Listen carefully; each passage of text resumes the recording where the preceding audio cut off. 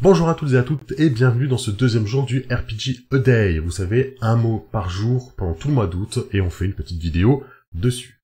Le deuxième mot pour le deuxième jour, c'est le mot carte, map en anglais. Les cartes dans le jeu de rôle, on en utilise beaucoup, surtout dans le jeu de rôle en virtuel. On lit beaucoup et on voit beaucoup que dans le jeu de rôle en virtuel, c'est parfois difficile de maintenir l'intention de ces joueurs et de ces joueuses. Et du coup, on est très tenté, en tant que maître de jeu, de mettre beaucoup de visuels sur Roll20 ou sur n'importe quel VTT que vous utilisez. La map, la carte, du coup, elle va servir à deux choses aujourd'hui. La carte, elle va vous servir non seulement pour ce qui est les combats, pour représenter un petit peu l'environnement autour de vos PJ, ce qui va nécessiter aussi de faire des petits pions, etc. Vous pouvez le faire aussi en réel, et même vous le faites surtout en réel.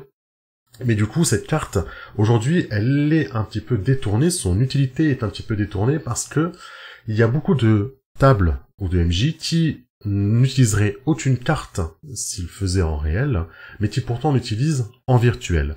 C'est le fameux problème, je vous disais, de pouvoir maintenir une intention autour de sa table. On a vite fait sur internet de commencer à partir sur les réseaux sociaux pendant que le MJ parle, ou d'aller regarder ses mails. Cette carte est utilisée aussi comme outil pour capter l'attention. Elle va servir à focaliser la concentration des joueurs et des joueuses. Et du coup, on se retrouve à devoir s'obliger parfois à mettre ce genre d'artifice. Je dis artifice parce que ce n'est pas forcément utilisé tout le temps par un MJ qui va se forcer à l'utiliser. Et utiliser, même détourner un petit peu des jeux qui n'en ont pas besoin et qui vont pourtant en avoir. Je vais prendre l'exemple par exemple de Knight, qui est pas forcément un jeu qui a besoin d'avoir des cartes, puisque les distances sont grossièrement définies à 0,5 mètres, 5-15 mètres, etc. Et pourtant, pendant plusieurs années de campagne, j'ai mis énormément de battle map, de cartes, pour ce jeu de rôle. J'en ai pas forcément besoin, parce que ça permettait, comme ça, à mes PJ de mieux se figurer l'environnement, et ça permettait aussi pour moi d'être sûr qu'ils étaient un peu plus attentifs à ce qui se passait, par rapport aux déplacements, etc., à ce qui se trouvait autour d'eux. Le souci des cartes, c'est que quand vous les utilisez, notamment sur le VTT, on a vite fait de croire que ce qu'il y a sur la carte, ce qui figure sur la carte, c'est compris dans le monde. C'est-à-dire que s'il y a, je veux dire n'importe quoi, s'il y a un véhicule sur la carte en haut à droite, le véhicule il y est, donc le joueur va essayer, je sais pas, de le porter, de se cacher derrière, etc. Alors que si ça se trouve, il n'était pas dans la scène que vous avez créée. On va même avoir des fois une carte avec des mots écrits, je dis n'importe quoi, en japonais, alors qu'on se retrouve au Brésil. Voilà, ce genre de choses en fait, c'est que on va difficilement trouver la carte qu'il nous faut, la carte parfaite à ce qu'on veut. Soit il y a des objets dessus qui ne correspondent pas, soit c'est le style, soit elle est trop grande, trop petite, elle est trop floue, etc.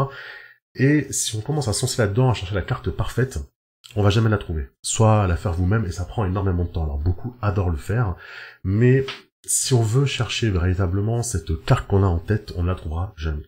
Le conseil que je peux vous donner, c'est, si c'est un jeu qui met un petit peu en avant les combats, et vous avez besoin un petit peu de vous rassurer, vous, en tant que maître de jeu, pour vous dire, les joueurs vont être un peu mieux concentrés sur quelque chose parce qu'ils ont l'image devant eux, et ça peut permettre de libérer un petit peu la contrainte du MJ qui va être de décrire un petit peu l'environnement, si vous n'êtes pas forcément à l'aise, ça arrive, c'est normal.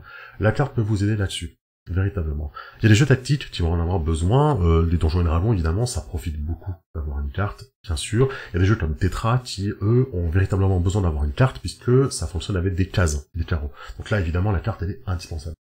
Si jamais vous avez envie de vous lancer là-dedans et de mettre une carte, ne cherchez pas la carte parfaite. N'ayez pas peur et honte de dire à vos joueurs et vos joueuses, cette carte-là, voilà, elle est là pour vous représenter un petit peu sur le terrain, mais elle n'est pas canon. C'est-à-dire que dans le sens où il y a des choses dessus qui n'y sont pas. Il y a des choses dessus qui n'existent pas dans l'univers où vous êtes. Par contre, on peut rajouter, nous, des choses dessus, d'accord? C'est juste pour se figurer, c'est juste pour vous aider. N'hésitez pas à renier votre carte, hein, quand vous la téléchargez. N'hésitez pas à couper des bords ou des trucs comme ça qui ne vous arrangent pas, évidemment. Si vraiment vous ne trouvez pas la carte qu'il vous faut, et c'est beaucoup trop compliqué, abandonnez cette idée, ne passez pas des heures à chercher une carte. Si ça vous ne trouvez pas ce qu'il vous faut, vous notez des mots-clés sur votre feuille devant vous. Ces mots-clés-là, ils vont être utiles parce que quand vous serez dans le feu de l'action à décrire l'environnement en théâtre de l'esprit, et donc sans support d'image, vous allez gagner du temps, en fait, à avoir ces mots déjà écrits et à pas les chercher, parce que dans la situation réelle, on va dire réelle, vous êtes un petit peu stressé, il va se passer des choses autour de vous, les joueurs commencent à poser des questions dans tous les sens, vous n'avez pas le temps de réfléchir à tout ce que vous aviez pensé avant. Les petites notes devant vous, les petits mots-clés, ça peut vous aider. Dans Brillandine, il y a notamment une petite aide de jeu avec des mots-clés, des mots que vous pouvez trouver dans des environnements. Par exemple, le port, et il y a plein de mots-clés en rapport avec le port. Ce genre de choses, ça peut vous aider. Il y a des tables aléatoires qui peuvent vous aider également. Ça peut vous permettre, en un coup d'œil, de trouver des mots typiquement du lieu où vous êtes, et de pouvoir ainsi dessiner un contexte autour des PJ, sans avoir besoin de chercher 28 images et de perdre une après-midi entière à chercher des images pour votre one-shot ou votre campagne. Je vous jure que ça arrive, ça m'est arrivé, et plus jamais ça. Je vous remercie d'avoir regardé cette deuxième vidéo du RPG A Day. On se retrouve très bientôt pour un nouveau jour.